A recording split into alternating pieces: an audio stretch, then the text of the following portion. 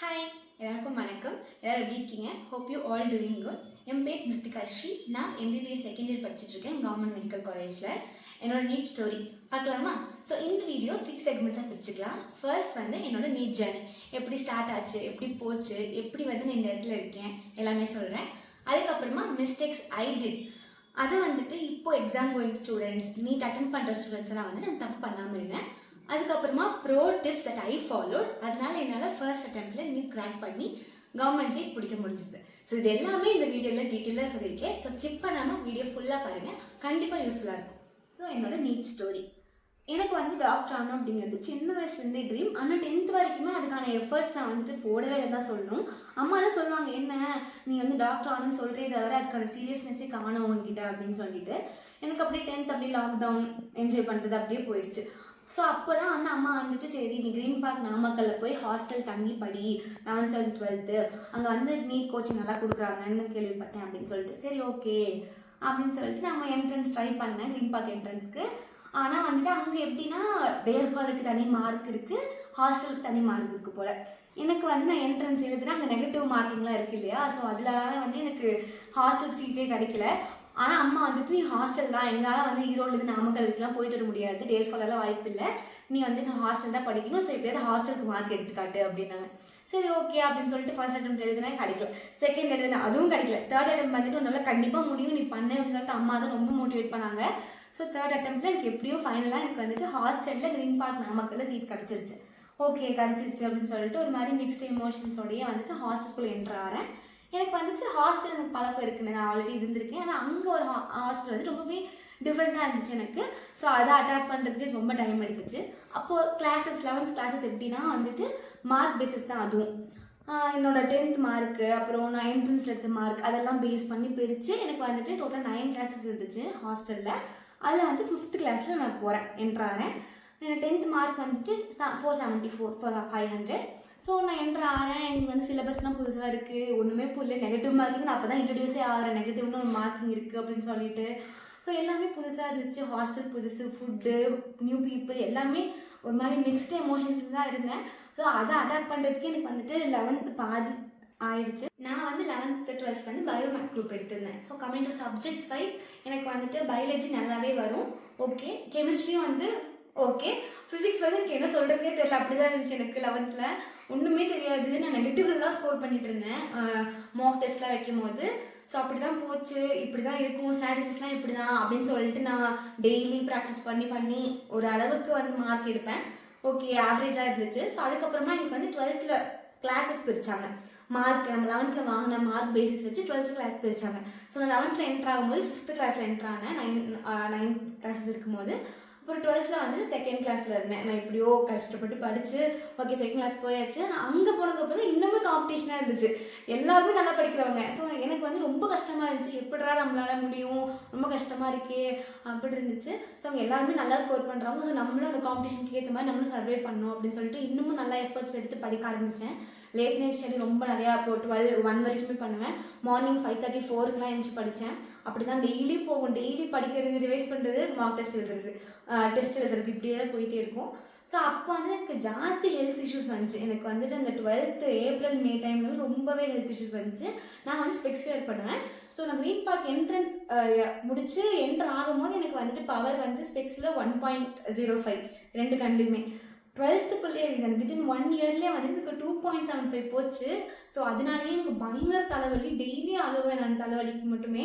அதுக்கப்புறமா எனக்கு nose bleeding ஆகும், ஓவர் ப்ரெஷரில் ஆகிடுச்சு போல் எனக்கு. ஸோ நோஸ் ப்ளீடிங் ஆகும்.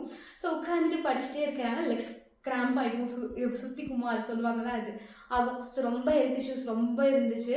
ஸோ ரொம்பவே டவுன் ஆகிட்டேன், இல்லை என்னால் முடியல போல. இது இல்லாமல் காம்படிஷன்லாம் ரொம்ப ஹெவியாக இருந்துச்சா, ஐயோ என்னால் முடியலமா, ரொம்ப கஷ்டமாக இருக்குது அப்படின்னு சொல்லிட்டு மார்க் ரொம்ப கம்மியாக வருதுமா, நெகட்டிவ் மார்க்லாம் ஜாஸ்தி பண்ணுறேன், எனக்கு எப்படின்னே தெரியல, எல்லாருமே நல்லா படிக்கிறாங்க, என்னால் முடியல, எப்படி ஸ்ட்ராட்டஜின்னு எனக்கு தெரியல, 12th வந்துட்டேன் அப்படின்னு இருந்துச்சு. ஸோ அப்போது அம்மாட்ட சொல்லும் போது தான் சரி ஓகே ரொம்ப ஃபீல் பண்ணாத, நாங்கள் வந்துட்டு டே ஸ்காலராக மாற்றிக்கலாம், நான் வந்து உனக்கு அங்கே வீடு எடுத்து நான் கூட தங்குறேன் அப்படின்னு சொன்னாங்க அம்மா.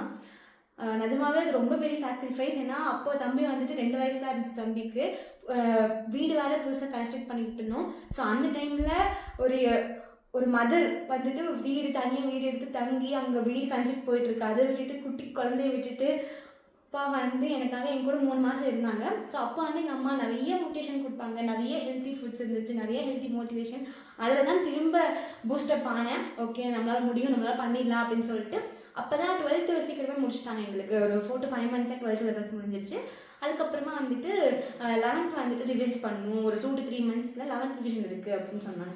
சரி 11th விட்டதை 12th முடிச்சிடணும், கண்டிப்பாக 11th ரிவிஷன் கண்டிப்பாக நல்லா யூஸ் பண்ணிக்கணும் அப்படின்னு சொல்லிட்டு ஃபர்ஸ்ட் பெஞ்சிலே உட்காந்துப்பேன். பக்காவாக நோட்ஸ் எடுத்தேன், பக்காவாக எம்சிக்யூ சால்வ் பண்ணேன். ஸோ 11th விட்டதை எப்படியாவது 11th ரிவிஷனில் பிடிச்சிடணும் அப்படின்னு சொல்லிட்டு நல்லா ஹார்ட் ஒர்க் பண்ணேன். டே அண்ட் நைட் பக்கமாக நல்லா ஹார்ட் ஒர்க் பண்ணிட்டுருந்தேன். அதுக்கப்புறம் வந்துட்டு அம்மானால இருக்க முடியலைங்க, நான் அங்கே வீடு கன்ஸ்ட்ரக்ஷன் ஆகிட்டு இருந்துச்சு, குட்டி குழந்தை இருக்கா அப்படின்னு சொல்லிட்டு என்னை வந்துட்டு ப்ரைவேட் ஹாஸ்டலில் சேர்த்திட்டு போயிட்டாங்க. ஸோ ப்ரைவேட் ஹாஸ்டலில் அப்படி தான் எனக்கு வந்துட்டு நான் மார்னிங் சீக்கிரம் எழுந்துச்சு, அதுக்கப்புறமா அங்கே வந்து நைட் ஸ்டடி அடாப்ட் பண்ணிப்பேன் க்ரீன் பார்க்கில். அங்கே 10 o'clock வரைக்கும் நான் நைட் இருந்து படித்து அப்படி தான் அப்படியே போச்சு. அதுக்கப்புறமா 12th போர்ட்ஸ் இருந்துச்சு. ஸோ போர்ட்ஸில் வந்துட்டு நான் ஜாஸ்தி மேக்ஸில் தான் கான்சன்ட்ரேட்டே பண்ணல, ஃபிசிக்ஸ் கெமிஸ்ட்ரி பயாலஜி தான். ஸோ எனக்கு வந்து போர்ட்ஸில் வந்து குறைஞ்சதே மேக்ஸில் மட்டும்தான். நான் மேக்ஸில் வந்து 100க்கு 74 வாங்கியிருந்தேன். மற்ற சப்ஜெக்ட் எல்லாமே நல்லாவே 95, 95, 99 அப்படி வாங்கி 460 என்னோடய ஸ்கோர், 500. ஸோ அதுக்கப்புறமா மார்ச்சில் வந்து போர்டு எக்ஸாம் முடிஞ்சு. அதுக்கப்புறமா 2 months இருந்துச்சு கிராஷ் கோர்ஸ் டைமு. அப்போ வந்துட்டு நான் மெயினாக பண்ணது வந்துட்டு ப்ரீவியஸ் இயர் எம்சிக்யூஸ் மட்டும் தான் சால்வ் பண்ணேன். அப்புறம் மார்க் டெஸ்ட் என்னால் எழுத முடியல ஜாஸ்தி, ஏன்னா எனக்கு ஸ்ட்ராட்டஜிஸ் புரிஞ்சு அது ப்ராக்டிஸ் பண்ணுறதுக்கு எனக்கு 12th எண்டிங் ஆகிடுச்சு. ஸோ அதனால் நான் ஜாஸ்தி வந்துட்டு மார்க் டெஸ்ட் எழுதலை. அது நான் பண்ண மிஸ்டேக்ஸு, நான் அதை ஆட் பண்ணுறேன். அதுக்கப்புறமா எம்சிக்யூஸ் ப்ரீவியஸ் இயர் எம்சிக்யூஸ் பார்த்து நிறையா சால்வ் பண்ணேன். ரிவைஸ் ஜாஸ்தி பண்ணேன். பயாலஜிலாம் ரிவைஷன் தான், மொத்தமாகவே ரிவைஷன் ஜாஸ்தி பண்ணேன். ஃபிசிக்ஸ் வந்துட்டு எனக்கு அப்போ வரைக்குமே கிரிப்பு கிடைக்காமே தான் இருந்துச்சு. ஸோ நான் ஃபிசிக்ஸ் ஜாஸ்தி ப்ராக்டிஸ் பண்ணேன். அதுக்கப்புறமா May 5 months NEET exam 2024. So போனேன். நெக்ஸ்ட் எமோஷன் பயமாக தான் இருந்துச்சு. சரி பண்ணிக்கலாம், ஃபஸ்ட் அட்டெம்ப்ட்டுங்கனால சரி ஒன்றால் முடியும், கண்டிப்பாக முடியும் அப்படிங்கிற இதில் தான் இருந்தேன். ஸோ போனேன், எக்ஸாம் எழுதினேன். வரும்போது ஓகே ஸ்மைலிங் ஃபேஸோடு தான் வந்தேன். சொன்னேன் ஓகே வீட்டில் பிடிச்சிருவேன், நம்பிக்கை இருக்குது, பார்க்கலாம் அப்படின்னு சொல்லிட்டு. ஸோ ஈவினிங் வந்துட்டு கேல்குலேட் பண்ணி பார்த்தோம், 625 வந்துச்சு ஃபஸ்ட்டு. அதுக்கப்புறமா மார்க்லாம் கம்மி பண்ணி 620 ஆச்சு எனக்கு. So 620 okay. ஆல்ரெடி இங்கே ரீநீட் அப்படின்னு சொல்லிட்டு இருந்தாங்க, ரீரிசர்ச்லாம் போய் 620 ஓகே எப்படியாச்சும் கவர்மெண்ட் சீட் நமக்கு கிடச்சிரும் அப்படின்னு சொல்லிட்டு இருந்தேன். அப்புறம் கவர்மெண்ட்லேயே சீட் கிடச்சிது. இப்போ வந்துட்டு MBBS செகண்ட் இயர் படிச்சுட்டு இருக்கேன் கவர்மெண்ட் காலேஜில். ஸோ இப்போது mistakes I did. Major mistake வந்து நான் ஹெல்த் கான்சன்ட்ரேட் பண்ணாதது தான். ஸோ அதுதான் நான் பண்ண மேஜர் மிஸ்டேக்ஸ். அதனாலேயே எனக்கு வந்துட்டு ஹாஃப் ஆஃப் மை கான்ஃபிடென்ஸ் போச்சு அதனால தான். ஸோ ஹெல்த் மெயினாக பார்த்துக்கோங்க. அதுக்கப்புறமா வந்துட்டு நான் டெஸ்ட்டு இப்போது மார்க் டெஸ்ட் வைக்கிறாங்க அப்படின்னா 11th எண்டிங் வரைக்குமே நான் வந்துட்டு எப்படி அட்டென்ட் பண்ணிட்டு இருந்தேன் அப்படின்னா ஃபிசிக்ஸ் ஃபஸ்ட்டு, கெமிஸ்ட்ரி ஃபஸ்ட், அப்புறம் ஜுவாலஜி பாட்னி அப்போ அட்டென்ட் பண்ணிட்டு இருந்தேன். அதுதான் நான் பண்ண பெரிய தப்பே. அதனால எனக்கு மார்க் ரொம்பவே குறைஞ்சிது 11th. ஸோ ஃபஸ்ட்டு வந்து உங்களுக்கு நல்லா தெரிஞ்ச சப்ஜெக்ட் எதுவோ அதை அட்டென்ட் பண்ணுங்கள். எனக்கு வந்துட்டு ஓகே பயாலஜி நல்லா தெரியும் அப்படின்னா ஃபஸ்ட்டு பயாலஜி, கெமிஸ்ட்ரி, ஃபிசிக்ஸ் அப்படி தான் அட்டென்ட் பண்ணியிருக்கணும். நான் அது பண்ணாமல் ஃபிசிக்ஸ், கெமிஸ்ட்ரி, பாட்னி, ஜுவாலஜி அப்படி அட்டென்ட் பண்ணாலே எனக்கு ஜாஸ்தி டைம் இல்லாமல் போகும், மார்க் கம்மியாச்சு. ஸோ அது நான் பண்ண செகண்ட் மிஸ்டேக்ஸ், அதை நீங்கள் பண்ணாதீங்க. ஸோ ஹெல்த் ஃபஸ்ட்டு, அப்புறமா ஆர்டர் ஆஃப் த சப்ஜெக்ட் நீங்கள் எப்படி எழுதுறீங்க அது. அதுக்கப்புறமா இப்போ நீங்கள் டெஸ்ட் எழுதுறீங்க அப்படின்னா எரர் நோட்ஸ் அப்படின்னு ஒன்று இருக்குது. இப்போ நீங்கள் ஒரு டெஸ்ட் எழுதுறீங்க, ஒரு கொஷின் தப்பாயிருச்சு, அது என்ன கொஷின் தப்பாச்சுன்னு சொல்லிட்டு அன்றைக்கி ஈவினிங்கே வந்து இந்த கொஷின் தப்பாச்சா, நான் ஏன் தப்பு பண்ணேன், ஏன் இந்த ஆப்ஷன் சூஸ் பண்ணேன், இதுக்கு எது கரெக்டான ஆப்ஷன், இதுக்கு நான் இந்த கொஷினுக்கு வந்து எந்த மெத்தட் போட்டால் எந்த ஆன்சர் வரும் அப்படின்னு சொல்லிட்டு ஒரு நோட் ஃபாலோ பண்ணுங்கள். அந்த நோட்டில் எழுதுங்க. இப்போ நெக்ஸ்ட்டு அடுத்த எக்ஸாம் போகிறீங்க அப்படின்னா அதே போர்ஷன்ஸ் இருந்துச்சு அப்படின்னா ரெஃபர் பண்ணிட்டு போங்க. நான் இந்த கொஷின் தப்பு பண்ணியிருக்கேன், இது பண்ணாமல் இருக்கணும் இந்த இதில் அப்படின்னு சொல்லிட்டு பண்ணுங்கள். நான் எரர் நோட்ஸ்லாம் வந்து ஃபாலோவே பண்ணலை. நான் பண்ண பெரிய தப்பு அதுதான். நான் 12th எண்டிங்கில் தான் வந்து நான் ஃபாலோ பண்ண ஆரம்பித்தேன். ஸோ அதுக்கப்புறம் தான் கொஞ்சம் கொஞ்சமாக மிஸ்டேக்ஸே கம்மியாச்சு, நெகட்டிவ் மார்க்கிங் கம்மியாச்சு. அப்புறமா ஃபோர்த் மிஸ்டேக் வந்துட்டு நெகட்டிவ் மார்க்கிங்னா என்னன்னே தெரியாமல் நான் 11th என்ட்ரானேன். இப்போ வந்துட்டு நம்ம ஒரு கொஷின் தப்பு பண்ணிட்டோம் அப்படின்னா -1 போகும் அப்படின்னு சொன்னாங்க. ஸோ வந்து 1 மார்க் போகும் போல் அப்படின்னு நினச்சேன். ஆனால் ஆக்சுவலாக நெகட்டிவ் மார்க்கிங்னா வந்துட்டு இப்போ ஒரு கொஷின் கேரிஸ் 4 மார்க் அப்படின்னா நீ தப்பு பண்ணிட்டேன்னா 4 மார்க்கும் போகும் ப்ளஸ் -1ம் போகும். ஸோ 5 மார்க் போகும் அப்படின்னே எனக்கு வந்துட்டு 11th எண்ட் ஆகிடுச்சு அது தெரியறதுக்கு. ஸோ அந்த தப்பு நான் பண்ணேன். ஸோ நெகட்டிவ் மார்க்கிங் வந்துட்டு நீங்கள் ரொம்பவே கேர்ஃபுல்லாக இருங்க, பார்த்து அட்டென்ட் பண்ணுங்கள். உங்களுக்கு ஒரு கொஷின் கன்ஃபார்மாக தெரியும்னா மட்டும் அட்டென்ட் பண்ணுங்கள். தெரியலையா, டவுட்டாக இருக்கா, விட்டுருங்க. அதாவது அட்டென்ட் பண்ணி நெகட்டிவில் போகிறதுக்கு அட்டென்ட் பண்ணாமல் 4 மார்க் போகிறது பரவாயில்ல இல்லையா. ஸோ இந்த ஸ்ட்ராட்டஜி நான் கடைசியில் ஃபாலோ பண்ணி ஃபிசிக்ஸில் எனக்கு மார்க் இம்ப்ரூவ் ஆனதுக்கு ரீசனே. ஸோ இந்த மிஸ்டேக் நான் பண்ணது. அதுக்கப்புறமா நான் வந்துட்டு 5th வந்து நான் ஜாஸ்தி மார்க் டெஸ்ட்டை எழுதலை. எண்டிங்கில் தான் நான் மார்க் டெஸ்ட் பார்த்தியே நான் ஸ்டார்ட் பண்ணி ஒரு 10 to 15 மார்க் டெஸ்ட் கூட எழுதியிருக்க மாட்டேன். ஸோ நான் அது பண்ண தப்பு. ஸோ அது நீங்கள் பண்ணாதீங்க. ஜாஸ்தி மார்க் டெஸ்ட் எழுதி பாருங்கள். இல்லை எழுத டைம் கிடைக்கல அப்படின்னா நீங்கள் எந்த சப்ஜெக்டில் வீக்காக இருக்கீங்களோ அதையாவது திரும்ப திரும்ப திரும்ப திரும்ப நீட் பேட்டர்னு அப்படியே எழுத ட்ரை பண்ணுங்கள். இதெல்லாம் தான் நான் பண்ண மிஸ்டேக்ஸ். ஸோ உங்களுக்கு இப்போது எக்ஸாம் எழுதிட்டு இருக்கீங்க, மார்க் டெஸ்ட் எழுதும் போது மார்க் கம்மியாக வருதுன்னா ஃபீல் பண்ணாதீங்க. எனக்கும் அப்படி தான் இருந்தது. நான் ரொம்பவே டிமோட்டிவேட்டாக இருந்தேன், டவுனாக இருந்தேன், ரொம்பவே ஸ்ட்ரெஸ் ஆனேன். இதெல்லாமே இருந்துச்சு. இதெல்லாமே ஒரு ஃபேஸ் தான், கடந்து வந்துடும். கண்டிப்பாக ஃபீல் பண்ணாதீங்க. இப்போது நான் சொன்ன மிஸ்டேக்ஸ்லாம் நீங்களும் பண்ணிட்டு இருக்கீங்க அப்படின்னா சீக்கிரமே ரெக்டிஃபை பண்ணுவீங்க. எக்ஸாம்ஸ்லாம் கொஞ்சம் நாளாக வரப்போகுது இல்லையா? ஸோ ரெக்டிஃபை பண்ணிடுங்க. ஸோ இப்போ ப்ரோ டிப்ஸ்ன்னு பார்த்தீங்கன்னா, ஃபர்ஸ்ட் வந்துட்டு இப்போ நெகட்டிவ் மார்க்கிங்லாம் ஆகுதுன்னா அது நம்ம ஜஸ்ட் லைக் தட் எடுத்துக்காதீங்க. அது ரொம்பவே சீரியஸ் ஃபேக்டர். ஏன்னா அந்த ஒரு மார்க்கில் நிறையவே ரேங்க் டிஃபர் ஆகும். காலேஜஸ் எப்படி வேணால் கிடைக்க வாய்ப்பு இருக்குது, ஷஃபில் ஆக வாய்ப்பு இருக்குது. ஸோ அது கேர்ஃபுல்லாக வச்சுக்கோங்க. அப்புறமா ஹெல்த்து தான் ரொம்பவே இம்பார்ட்டண்ட். அது மட்டும் லூஸ் பண்ணிடாதீங்க. எக்ஸாம்ஸ்லாம் வரும் போகும், ஆனால் ஹெல்த் வந்து ரொம்ப இம்பார்ட்டண்ட். ஸோ அது ரொம்ப ஃபோக்கஸாக இருங்க.